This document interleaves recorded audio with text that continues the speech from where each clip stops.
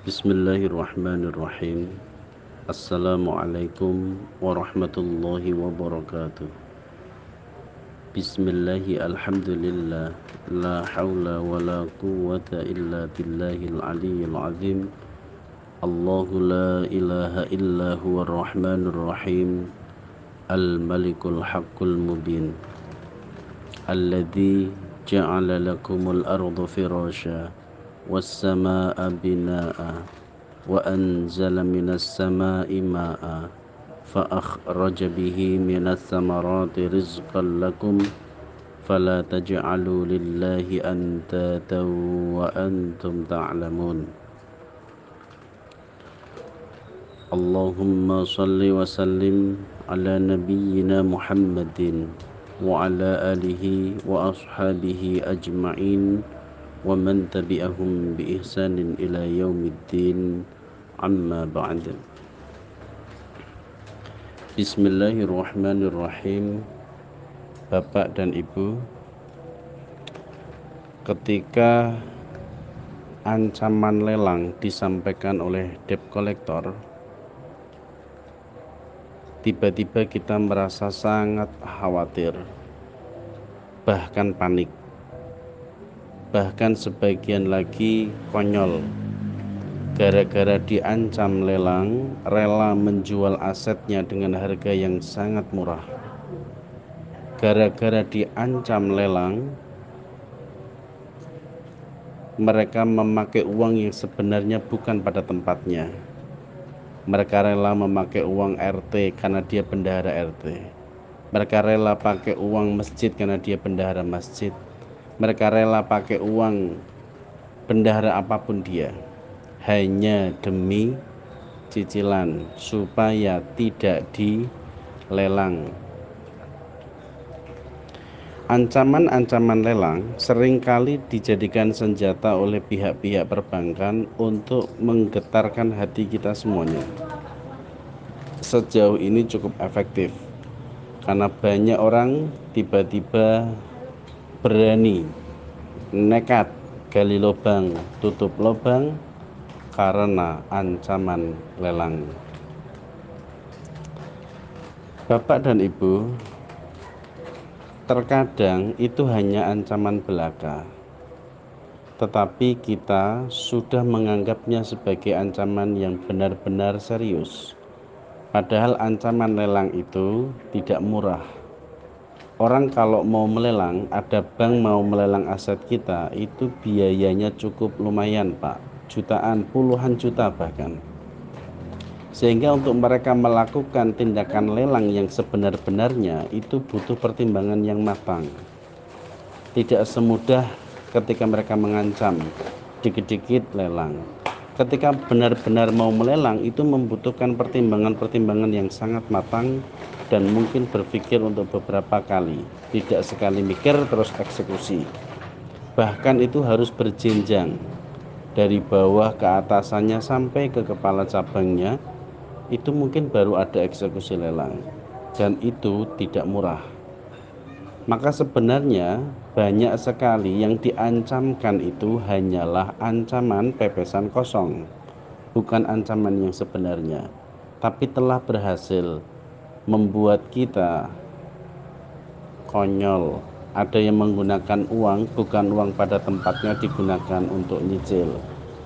Bahkan seringkali kami mendapati pasangan hidup suami istri bertengkar hebat gara-gara diancam lelang karena tidak punya uang, sehingga mereka saling salah menyalahkan.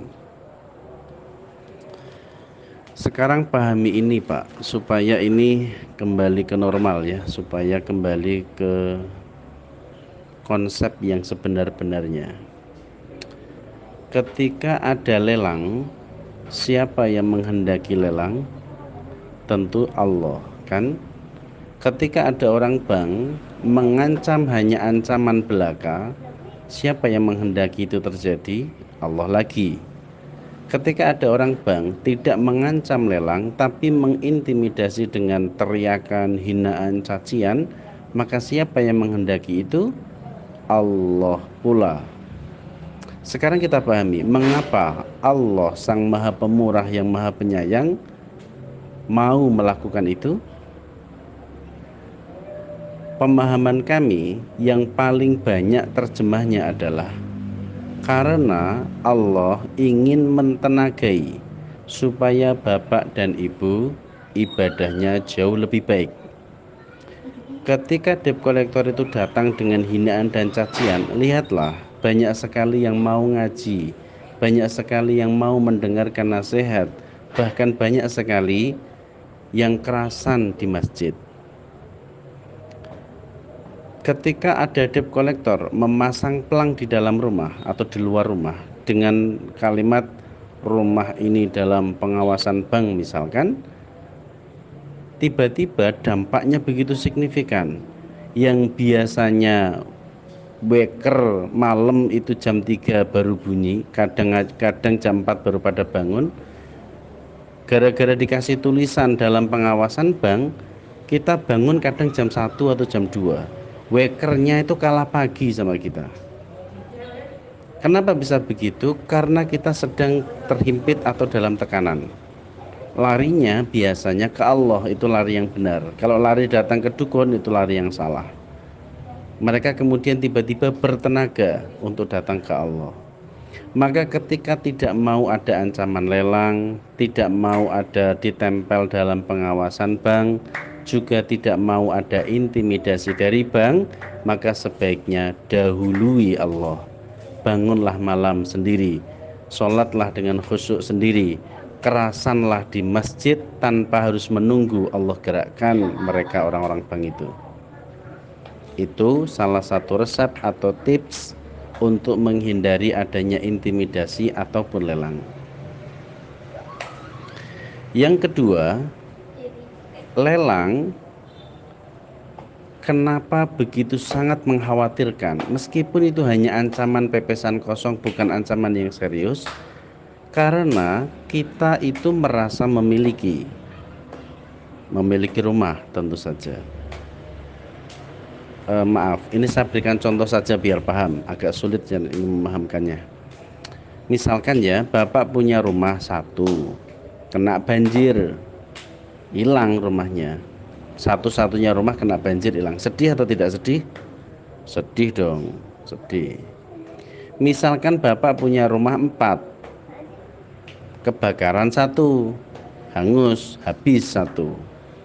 Satu lagi kena banjir, habis juga, tinggal 2. Sedih atau tidak? Ya masih sedih ya, tapi tidak sesedih yang pertama, karena yang pertama kan satu-satunya kan ya. Sekarang meskipun hilang 2 kan masih ada 2. Oke, sekarang bagaimana jika anggap saja hari ini yang sedang nakal itu orang-orang Israel. Anggap aja orang-orang Israel ini punya rumah 4. Punya rumah 4. 4-4-nya dibom sama Hamas, hancur misalkan. 4-4-nya hancur. Jenengan sedih atau tidak? Sedih atau tidak? Tidak sedih. Kenapa? Karena tidak merasa memilikinya. Begitu kan? Kalau ada seorang laki-laki misalkan, dia maling, digebukin atau masukin penjara, sedih atau tidak? Ya mungkin ada yang sedih, ada yang tidak, karena dia maling ya, pantas mendapatkannya. Tapi bagaimana jika maling itu adalah anakmu? Sedih apa tidak? Sedih. Kenapa? Karena kamu merasa memilikinya.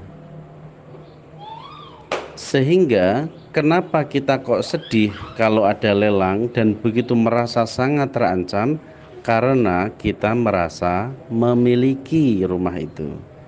Padahal lillahi ma fis samawati wa ma fil ard. Semua yang ada di langit dan di bumi ini adalah miliknya Allah. Kita itu nggak punya apapun, Pak. Buktinya ketika kita lahir kita nggak punya apapun. Ketika kita mati juga tidak membawa apapun. Sehingga dunia seisinya ini adalah miliknya Allah. Kita itu hanya dititipi. Anehnya kita yang dititipi ini merasa memiliki sebuah prinsip atau keyakinan yang sangat kriminal. Wong nggak punya kok merasa punya, mengaku memilikinya. Sebuah keteledoran yang sangat nyata. Saya berikan analogi lagi biar lebih paham. Ada seorang tukang parkir, dia datang ke tempat parkir itu nggak bawa apapun. Tiba-tiba namanya tukang parkir didatangi oleh beberapa orang yang punya kendaraan. Vario parkir, Beat parkir, Mio parkir, Nmax parkir, PCX parkir. Kemudian si empunya mengambilnya. PCX diambil, kasih 2.000 sebagai jasa parkir. Tukang parkir sedih nggak? PCX seharga segitu juta dikasih uang 2.000, ditukar sama 2.000 rupiah. Nggak sedih, kenapa? Karena dia tidak merasa memiliki. Dia hanya merasa berhak karena jasanya menjaga. Itu kan? Ketika tukang parkir itu pulang dalam keadaan motornya habis, PCX-nya diambil oleh yang punya, Mio juga diambil, Vario diambil, Beat diambil, semua diambil. Sang tukang parkir sama sekali nggak sedih karena nggak merasa memilikinya. Dia sudah bahagia dengan jasa yang dia peroleh, yaitu 2.000 per kendaraan. Itu sama dengan kita. Kita lahir di dunia tidak membawa apapun. Kita nanti mati pulang itu juga tidak membawa apapun. Yang kita bawa hanyalah jasanya, pahalanya. Ketika diberikan rumah oleh Allah, rumah itu kita gunakan untuk ibadah, maka kita mendapati pahalanya. Kita diberikan mobil atau kendaraan oleh Allah, kita gunakan untuk ibadah, maka kita akan membawa pulang pahalanya. Itu hak kita.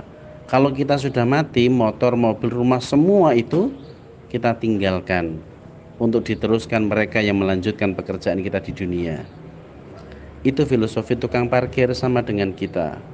Tapi anehnya sekarang kita itu tidak seperti tukang parkir. Kita merasa memilikinya. Ketika sang pemiliknya ngambil, kita kok rasa-rasanya keberatan. Ketika diancam lelang, yang ngancam lelang itu Allah, yang menghendaki lelang terjadi juga Allah. Kenapa Anda keberatan? Bukankah Anda ini tukang parkir? Bukankah Anda ini hanya dititipi oleh Allah saja? Kenapa kalau yang empunya ngambil kalian sedih?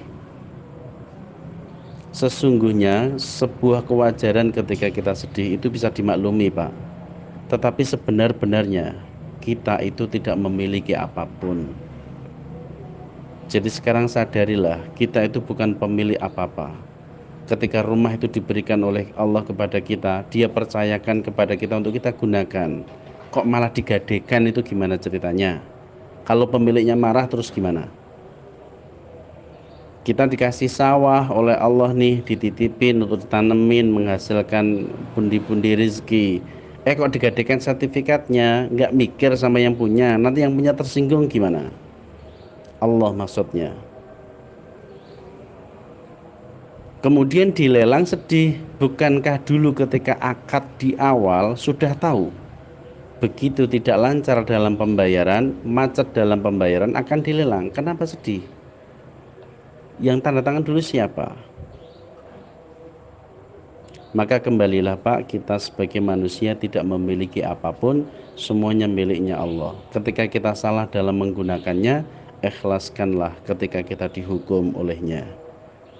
Sekarang cepat-cepatlah mentaubatinya, meminta ampunan kepada Allah, ikhlaslah menerima segala musibah, kemudian mohonlah pertolongan kepada Allah supaya harta benda yang dititipkan Allah kepada kita, Allah kembalikan dan percayakan lagi kepada kita, dan semoga bisa kita gunakan untuk ibadah di jalan Allah.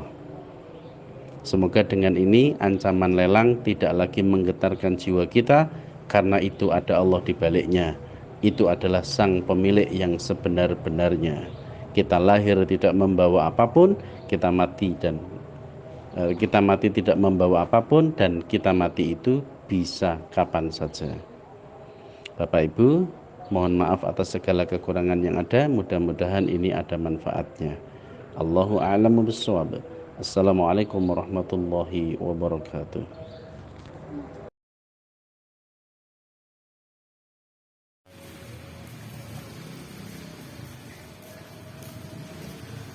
Allahu Akbar.